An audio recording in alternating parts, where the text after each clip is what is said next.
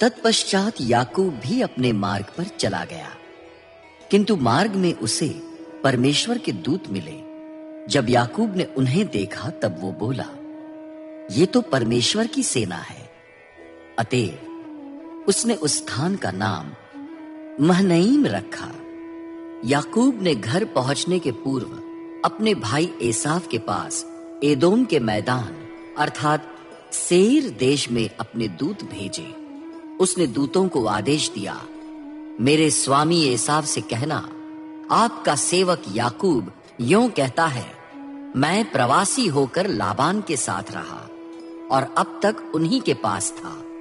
मेरे पास गाय, बैल, गधे, भेड़, बकरियां और सेवक सेविकाएं हैं। मैंने अपने स्वामी को बताने के लिए यह संदेश भेजा है, जिससे मैं आपकी कृपा दृष्टि प्राप्त करूं। दूत याकूब के पास लौट आए। उन्होंने कहा, हम आपके भाई एसाव के पास गए थे, वो आपसे भेंट करने आ रहे हैं। उनके साथ 400 पुरुष हैं। याकूब बहुत डर गया, वो संकट में पड़ गया। उसने अपने साथ के लोगों को, भेड़ बकरियों को, गाय बैलों और ऊंटों को विभक्त कर 2 दल बनाए। उसने सोचा, यदि एसाव आकर एक दल को नष्ट करेगा तो दूसरा दल भागकर बच जाएगा। याकूब ने परमेश्वर से प्रार्थना की, मेरे दादा अब्राहम के परमेश्वर, मेरे पिता इसहाक के परमेश्वर, हे प्रभु, तूने मुझसे कहा था, अपने देश, अपने जन्म स्थान को लौट जा। मैं तेरे साथ भलाई करूंगा। जो करुणा और सच्चाई तूने अपने सेवक पर की है, उसके लिए मैं सर्वथा अयोग्य हूं। जब मैंने ये यरदन नदी पार की थी, तब संपत्ति के नाम पर मेरे पास मात्र 1 लाठी थी, किंतु अब मैं इतना समृद्ध हूं कि मैं 2 दलों में विभक्त हो लौट रहा हूं। कृपया मुझे मेरे भाई एसाव के हाथ से मुक्त कर। मैं उससे डरता हूं, ऐसा ना हो कि वो आकर हम सबको, बच्चों समेत माताओं को मार डाले। तूने कहा था, मैं तेरे साथ भलाई करूंगा और तेरे वंश को समुद्र के रेत कणों के सदृश असंख्य बनाऊंगा, जिनका अधिकता के कारण गिनना असंभव होता है। याकूब ने वो रात वही व्यतीत की। उसने अपने भाई एसाव को भेंट में देने के लिए अपनी समस्त संपत्ति में से ये पशु चुने, 200 बकरियां, 20 बकरे, 200 भेड़े, 20 मेढ़े, अपने अपने बच्चों समेत 30 दुधारू ऊंटनियां, 40 गायें, 10 बैल, 20 गधइयां और 10 गधे। याकूब ने इनके अलग अलग झुंड बनाकर उनको अपने सेवकों के हाथ में सौंप दिया और उनसे कहा, तुम लोग मुझसे पहले प्रस्थान करो, झुंडों के बीच में पर्याप्त दूरी रखना।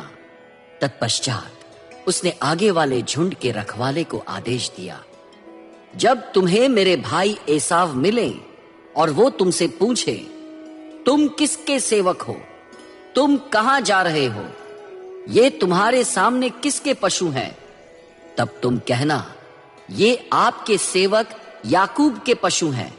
उन्होंने अपने स्वामी एसाव को भेंट के रूप में इनको भेजा है। आपके सेवक याकूब भी हमारे पीछे आ रहे हैं। इसी प्रकार उसने दूसरे, तीसरे तथा उन सब रखवालों को, जो झुंड के पीछे पीछे चल रहे थे, आदेश दिया, जब तुम एसाव से मिलो तब ये ही बातें उनसे कहना। ये भी कहना, आपके सेवक याकूब हमारे पीछे आ रहे हैं। वो सोचता था, संभवतः मैं अपने आगे जाने वाली भेंट के माध्यम से एसाव का क्रोध शांत कर सकूं। इसके पश्चात मैं उनका दर्शन करूंगा, कदाचित वो मुझे स्वीकार करें। अतः उसने भेंट अपने पहले ही भेज दी और वो स्वयं उस रात पड़ाव पर रह गया। याकूब उसी रात उठा। उसने अपनी दोनों पत्नियों और दोनों सेविकाओं एवं 11 पुत्रों को लेकर यब्बोक नदी का घाट पार किया। उसने उन्हें नदी के पार भेज दिया। जो कुछ उसके पास था उसे उसने नदी के पार भेज दिया। याकूब अकेला रह गया। एक मनुष्य आया और वो उससे प्रातःकाल तक लड़ता रहा। जब उस मनुष्य ने देखा कि वो याकूब को पराजित नहीं कर सकता, तब उसने याकूब की जांघ के जोड़ को स्पर्श किया। अतः उससे लड़ते लड़ते याकूब की जांघ का जोड़ उखड़ गया। उस मनुष्य ने कहा, मुझे जाने दे, सवेरा हो रहा है। याकूब बोला, जब तक तू मुझे आशीर्वाद नहीं देगा मैं तुझे नहीं जाने दूंगा। उसने पूछा, तेरा नाम क्या है? याकूब ने उत्तर दिया, याकूब। तब वो बोला, अब तेरा नाम याकूब न होगा वरन इज़राइल होगा, क्योंकि तूने परमेश्वर और मनुष्य से लड़कर विजय प्राप्त की है। याकूब ने पूछा, कृपया मुझे अपना नाम बता। उसने कहा, तूने मेरा नाम क्यों पूछा? तत्पश्चात उसने याकूब को आशीर्वाद दिया। याकूब ने उस स्थान का नाम पनीएल रखा, क्योंकि उसने कहा, मैंने परमेश्वर को साक्षात देखा, फिर भी मैं जीवित रहा। जब याकूब ने पनीएल से प्रस्थान किया, तब वो अपनी जांघ के कारण